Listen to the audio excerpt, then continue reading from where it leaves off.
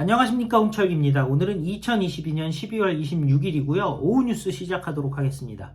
대한민국 윤석열 정부 대박납니다. 20조 루마니아 원전 플러스 방산 수출, 이번에 대박이 날 것 같은데요. 이번 윤석열 정부 정말 좋은 일만 쏟아집니다. 도대체 문재인은 할 수가 없었는데 왜 윤석열은 할 수 있었느냐. 결과론만 놓고 보면 나토 정상회의부터 시작을 해서 자유세계에 확실하게 선도국으로서 치고 나간 것이 제일 중요했습니다만은, 그렇잖아요. 전 세계가 지금 중국, 러시아, 북한 나머지 자유세계의 대결로 가고 있으니까. 그렇지만은 그런 결정을 하게 된 이유, 자유의 삭제 세력과 한바탕 붙을 수 있게 된 이유, 그거 윤석열 대통령이 사고의 기반이 이분의 말씀을 중심으로 이루어졌기 때문이라는데요. 그래서 관련된 소식들, 대박의 얘기, 그리고 그 이유에 대한 얘기 여러분들께 쭉 소개해 드리도록 하겠습니다. 자, 원전, 우리가 바라카 원전 대박을 냈고, 조만간에 이제 사우디에서도 원전을 할 것 같은데요. 자, 루마니아와 11조 규모의, 그리고 또 최근에 폴란드에도 또 원전 수출했죠. 11조 원 규모의 원전 신규 건설 협력 방안을 강화하기로 했습니다. 이창양 산업통상자원부 장관이 12월 서울 중구 롯데호텔에서 마리안 스포타루 루마니아 경제부 장관과 그리고 비르질 다니엘 포페스쿠 에너지부 장관을 만나서 원자력 안전설비 및 노후 원전 개보수 등 원전 분야 협력 강화 방안에 논의했습니다. 이창양 장관은 대한민국이 가격, 품질, 납기, 삼박자 경쟁력을 갖춘 최적의 원전 협력 파트너임을 강조했는데요. 양국 정부가 원자력 안전설비 구축 사업, 노후 원전 개보수 사업 등에서 양국 기업 간의 협력을 지원해 나가자는 공감대를 형성했다고 합니다. 루마니아는 동부 체르나보다 원전단지에 신규 원전 2개를 또 짓겠다고 하는데요. 기존 체르나보다 원전 1, 2호기는 현대화하는 사업을 추진 중이라고 합니다. 그래서 현대화의 핵심은 안전 아니겠습니까? 대한민국이 안전하면은 최고죠. 원전에 있어서. 물론 문재인은 안전 문제 때문에 탈원전 하겠다라고 얘기했습니다만은 외국이랑 비교할 게 안 돼요. 우리나라 보시면은 그 원전, 우리들 딱 생각해보면 거대한 구형의 돔을 생각을 하잖아요. 근데 동구권에서 체르노빌 때 생각해 보시면 알지만 그런 보호 시설 같은 게, 안전 시설 같은 게 잘 안 돼 있습니다. 우리는 미사일 직격받아도 견딜 수 있을 정도예요. 하다못해 일본도 그런 도움 잘 볼 수가 없어요. 그 정도로 우리나라가 그 안전의 스탠다드가 높습니다. 그래서 체르나보다 1, 2호기용 원전 안전설비 구축 사업 1단계 입찰 한국수력원자력이 단독 통과했습니다. 그 가격에 그 기술을 갖고 있는 건 대한민국밖에 없죠. 그리고 한수원은 체르나보다 1호기의 삼중수소 제거설비 공급사업에도 입찰서를 제출했다고 하는데요. 이거는 어쩔 수가 없습니다. 왜냐? 안전, 탑클래스로 하려면 웨스팅하우스라든지 제네럴 일렉트릭, 미국이랑 얘기를 해야죠. 비쌉니다. 그리고 잘 안 해주려고 합니다. 일본, 이제는 믿을 수가 없습니다. 그리고 당연히 중국이나 러시아는 큰일 나는 얘기고 이미 자유세계로 돌아선 루마니아에서 할 수가 없죠. 그러니까 결국 대한민국과 손잡을 수밖에 없어요. 독일은 대놓고 탈원전을 한 나라니까. 심지어 요즘에는 영국도 우리나라랑 손잡는다는 얘기가 있죠. 이게 다 윤석열 대통령이 전 세계를 다니면서 직접 원전 브로셔를 들고 다니면서 이게 한국형 원전이라고 소개를 한다라고 하는 거 아니겠습니까? 그런 면에서 확실히 대통령을 잘 뽑고 봐야 되는 거죠. 여기서 끝나지 않습니다. 자, K무기, K2 전차, 그리고 K9 장갑차, 폴란드도 수출을 해서 난리가 났죠. 원전도 폴란드 수출, 방산도 폴란드 수출. 근데 폴란드가 대한민국에서 무기를 사간 큰 이유 중에 하나가 독일의 갑질, 미온적 대응, 러시아에 대해서 눈치 보는 부분, 이런 게 있었잖아요. 그리고 역사적으로도 유럽 나라들이 독일에 대해서, 지금 독일은 유럽에서 제일 잘 사는 나라가 돼버렸습니다만은, 어떻게 보면 피해 국가들이기 때문에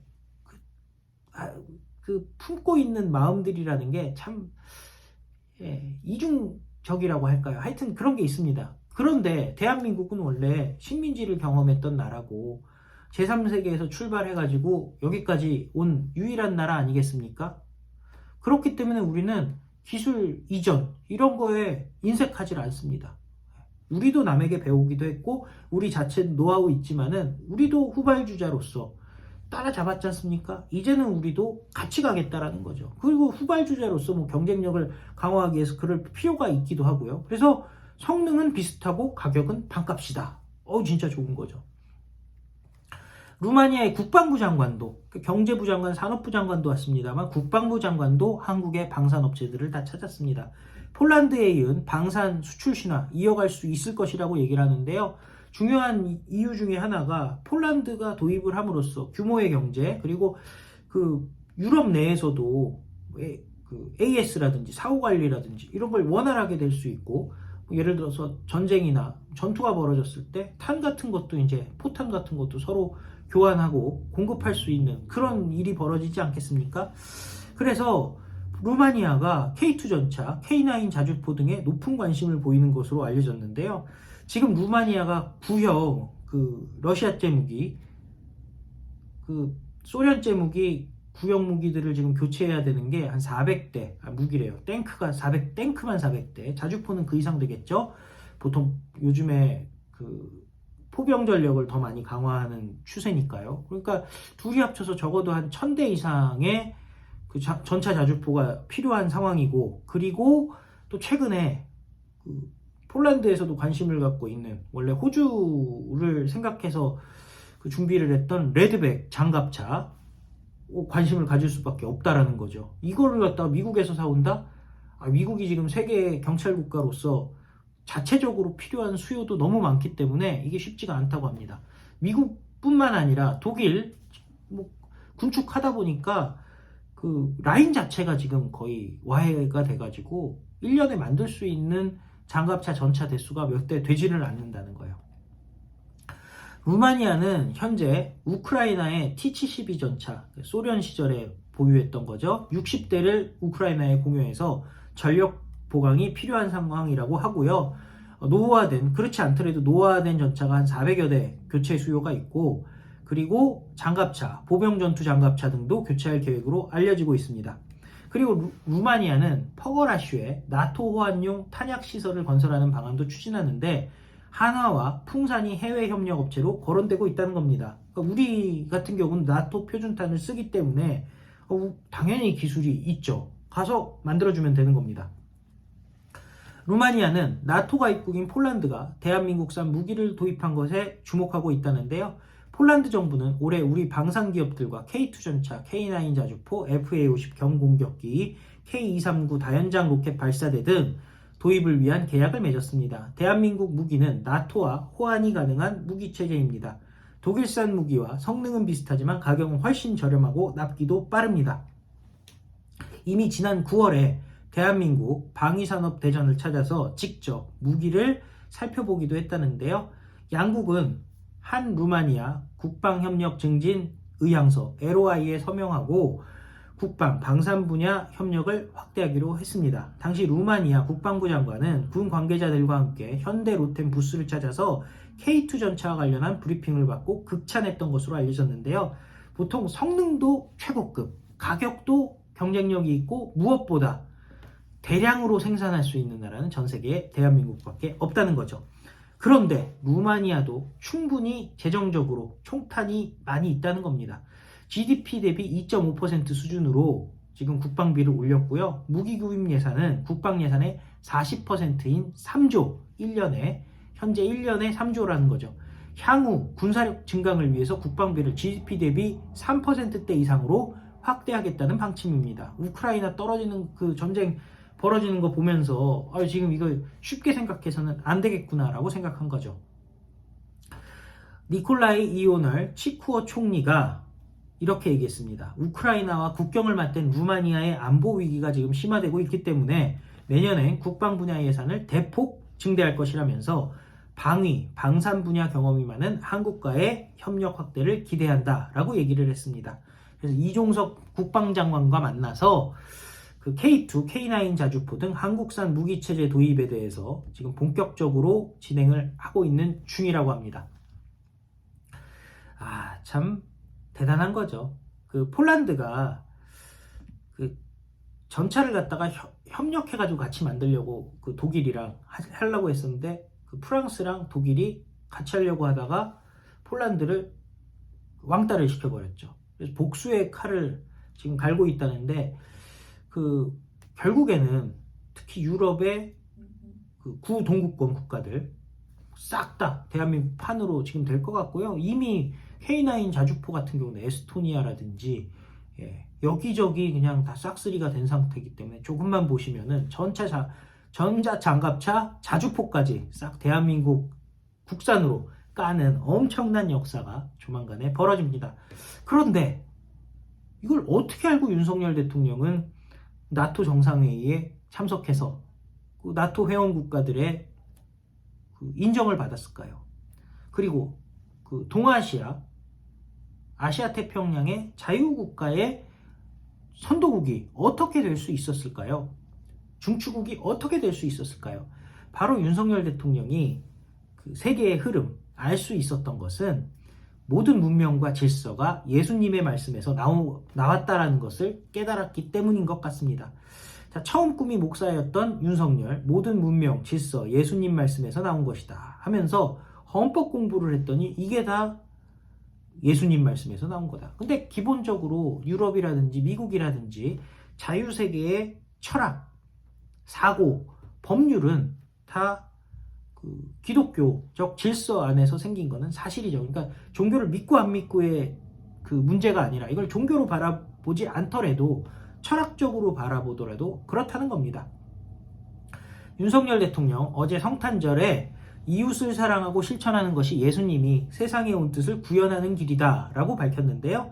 성북구 영암교회 성탄 예배에 참석해서 지금 우리가 누리고 있는 모든 문명과 질서가 예수님의 말씀에서 나온 것입니다 라고 얘기했습니다. 그러면서 제가 법학을 공부해 보니 헌법 체계나 모든 질서, 제도가 다 성경 말씀에서 나왔다는 것을 알게 됐습니다. 이 성탄에 예수께서 가난한 사람, 모든 약자를 구원하기 위해 세상 가장 낮은 곳으로 오셨습니다 라고 얘기했습니다. 어렸을 때는 목사가 꿈이었다라고 밝힌 바 있는 윤석열 대통령은요, 대선 후보 때 캠프에서 공개한 영상에서 제일 처음 꿈은 목사였습니다. 제가 보문동에서 살았는데 거기서 한참 나가서 종로 2가에 YMCA 어린이 센터라는 기독교 유치원을 다녔습니다. 국민학교는 영락교회 재단에서 운영하던 대광초등학교를 다녔습니다. 유치원과 국민학교 시절은 기독교 영향하에서 푹 빠져서 지냈습니다 라고 얘기를 했는데요. 성탄 예배가 열렸던 영암교회는 윤석열 대통령이 유년 시절에 다녔던 곳이라고 합니다. 이곳에서 대광초 시절 은사들과도 만난 윤석열 대통령은 중학교 2학년 때 서대문구 연희동으로 이사를 가면서 영암교회를 다니지 못했는데 여기서 초등학교 때 보이스카우트를 지도해 주신 손관식 선생님과 이순길 선생님을 뵙게 돼서 정말 꿈만 같습니다. 타임머신을 타고 50년 전으로 되돌아간 느낌입니다 라고 얘기했습니다. 이웃사랑의 첫 번째는 자기 일을 열심히 하고 책임을 완수하는 것이라고 생각한다면서 목사님 말씀대로 대통령으로서도 제가 할 일을 최선을 다해 열심히 하겠습니다. 이 모든 게 대광초등학교와 영암교회에서 받은 것이다 라고 강조했는데요.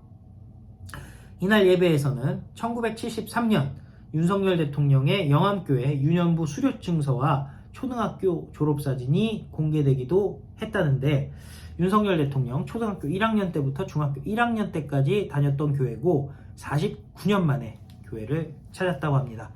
참 대단하죠. 그러니까 자유민주주의 어떻게 해서 결정하게 됐다는 겁니까? 그동안 저희들 많이 배웠지 않습니까?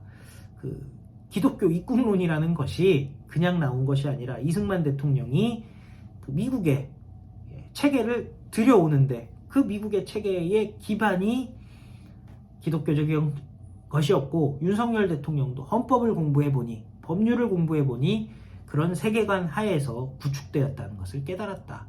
그러니 자동적으로 자유세계와 같이 갈 수밖에 없는 것이고, 그러다 보니 대한민국이 국제적으로 신뢰를 받는 국가가 된 거겠죠. 자, 반면에 중국 같은 경우는 지금 비밀경찰 논란이 있습니다. 지금 중국 요리집, 한강변, 여기저기 지금 얘기가 있죠.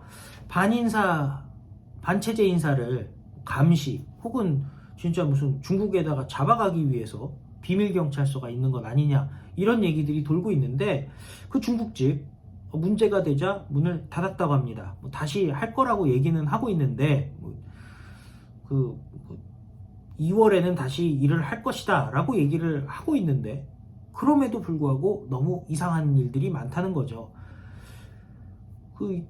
영업을 하고 있던 시절에도 보면은 춘장도 없다, 냉동 탕수육 파냐, 도대체 먹을 수가 없는 물건이다, 바닷가재 요리는 딱딱하게 굳어서 씹어 먹을 수가 없다, 음식이 성의가 없다, 탕은 미적지근하고 짜장면 좀 퉁퉁 불어서 바꿔달라고 하니까 30분 동안 나오지도 않았다, 항의했더니 면이 다 떨어졌다고 그제서야 얘기한다, 중국집에서 짜장면 면이 없다는 게 말이 되냐 라는 얘기도 나왔다는 겁니다.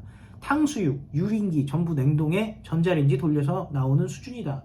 춘장 달라고 하면 없다고 하고, 중국집에 춘장 없이 짜장면을 만들 수 있냐, 한강뷰 때문에 궁금해서 들어가지 2번은 안 간다 얘기했는데요. 자, 짜장면 식어 나오기도 하고 잡내도 심하고, 짬뽕은 휴게소 짬뽕만도 못하다는 겁니다.